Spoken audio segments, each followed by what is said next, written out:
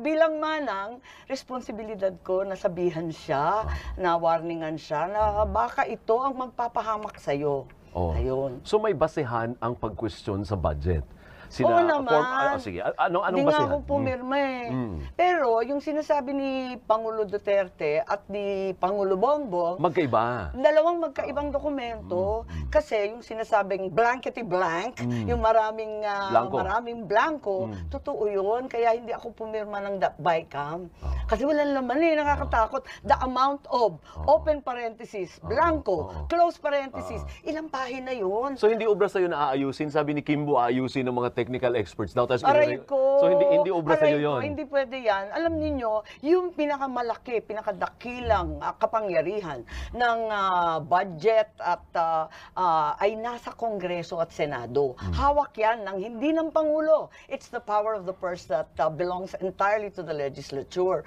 Kung mga technical at kung sino-sino ang magpipilin the blank, nakaka-nervous yata yun. Huwag tayong papayag. At saka hindi naman technical. Isipin nyo, ilang trilyon yon? 1.3 trillion sa DPWH budget. One line lang ang paliwanag.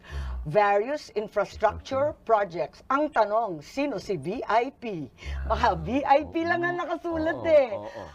So ang sinasabi itago ninyo, natin sa pangalan ng, di ba? Sino? Sige, Ewan, pangalanan mo. hindi ko alam. Pangalanan Bakit mo. VIP? Kasi wala nga nakalista 1.3 trillion. Walang listahan. Sino nga may pakana nun? Tama ba yun? Hindi ko alam. Basta dumating na lang sa amin na ganun.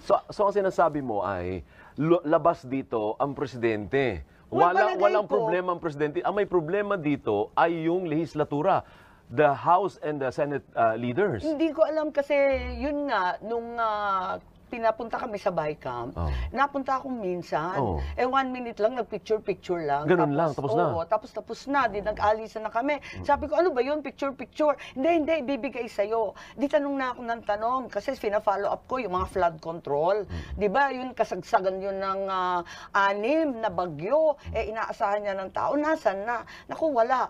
Naku, talaga nervous ako. So, sabi ko, tiisan tayo. Hindi ko mapipirmahan yung mga blanco-blanco na yan. Ngayon, maski ang Pangulo na may problema, yung flagship projects niya, tinanggal. Hindi napondohan, miski yung mga flood control, yung mga tulay, yung mga public transport, lahat na inaasam-asam ng ating bayan, ng ating tao, ay hindi maisasatupad at tinanggal para sa mga kalokohang mga, kung anik-anik na lang. So agree ka na ito ang most corrupt budget in history? Is that an appropriate word term ba yun? Well, wala naman ako dito nung dekada 30 at Commonwealth at yung mga nakalipas. Pero sa panahon ko, ito na siguro yung pinakamalala kasi hindi ko siya maintindihan. Isipin mo, walang respeto miski sa Pangulo. Yung mga flagship project, hindi na inilagay. Lahat linagay sa unprogram, which is wala lang, ala chamba.